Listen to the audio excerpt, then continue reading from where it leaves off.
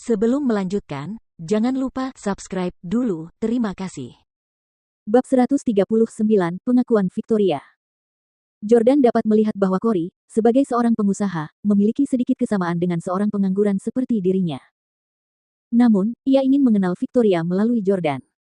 Jordan berkata, "Tidak masalah. Kapan kau akan kembali ke Orlando? Aku akan mengundangmu dan Nona Clarke untuk makan bersama." Cory berkata, "Beri aku waktu sebentar sementara aku memeriksa jadwalku.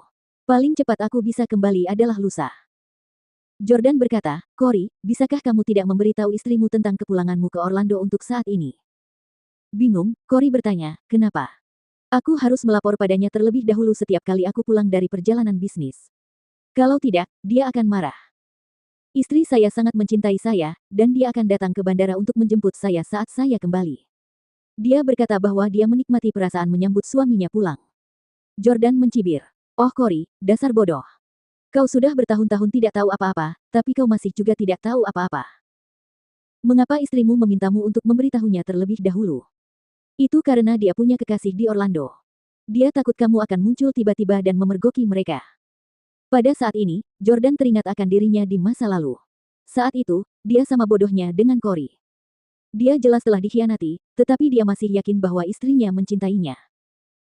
Dia bekerja keras untuk mendapatkan uang guna menghidupi keluarganya sementara istrinya bermain-main dengan laki-laki.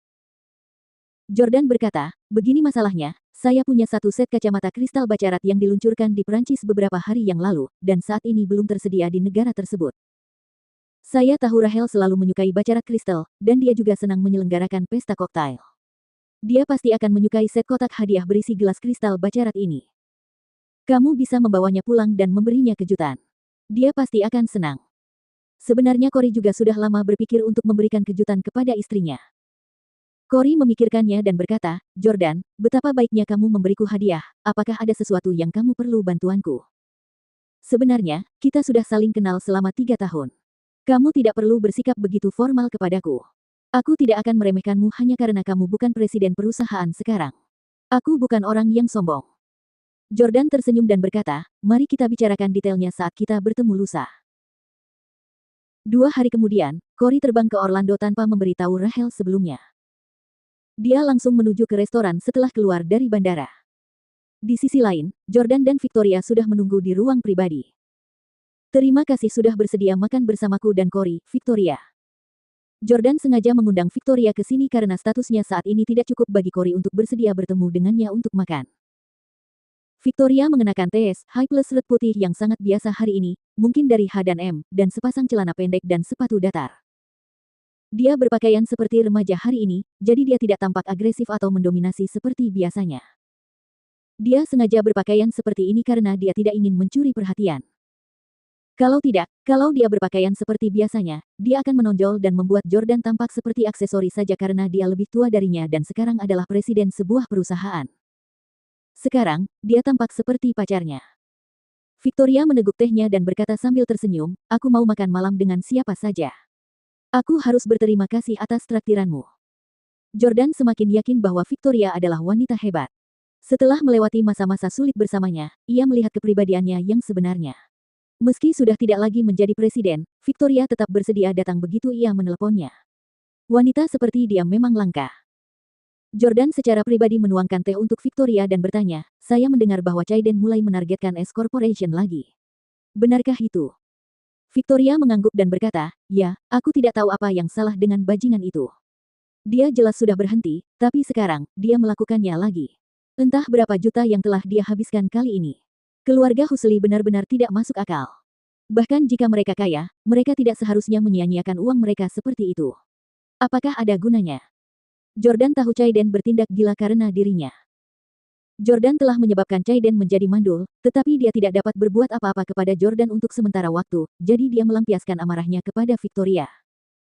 Jordan berkata dengan nada meminta maaf, "Ini semua salahku. Kalau bukan karena aku, dia tidak akan menyerang perusahaan itu." Victoria menempelkan jari rampingnya ke punggung tangan Jordan dan berkata, "Jangan pernah berkata begitu, Jordan, kalau kamu tidak memohon pada Tuan Reyes, aku tidak akan menjadi presiden S Corporation sekarang.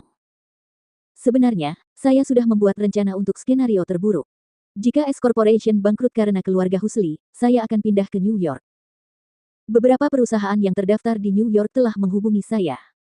Victoria sangat ambisius dalam hal pekerjaan. Orlando yang mungil jelas tidak bisa memuaskannya. Sebagai kota metropolitan internasional, terdapat puluhan kali lebih banyak perusahaan ternama secara internasional daripada Orlando.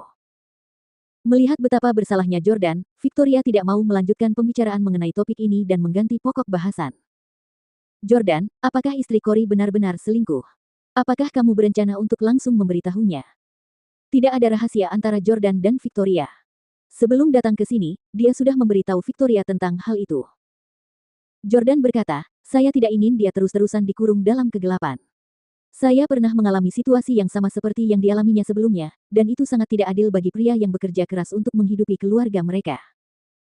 Victoria tidak dapat menahan diri untuk mengeluarkan rokok seorang wanita dan memegangnya di antara jari-jarinya yang ramping namun kuat. Tidak heran Hailey dan Rachel begitu dekat. Ternyata mereka berdua adalah orang yang sama. Aku mungkin seorang wanita, tapi aku juga membenci wanita seperti itu.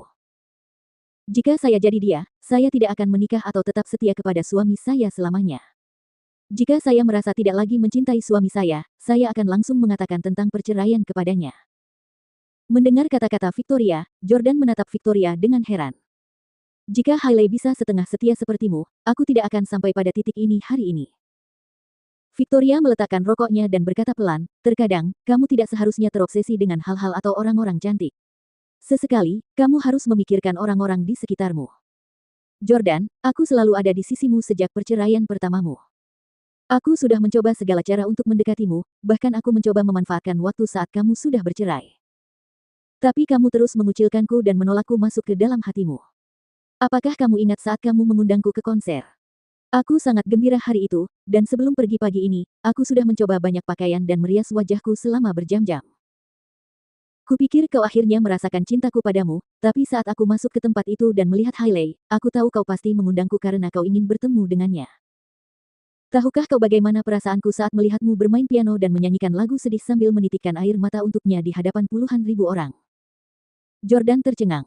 Dia sama sekali tidak menyangka Victoria akan berbicara kepadanya tentang hal ini di saat seperti ini. Jordan, tahukah kamu kalau aku menyukaimu? Victoria menatap mata Jordan dengan penuh kasih sayang dan berkata dengan lembut dan lugas.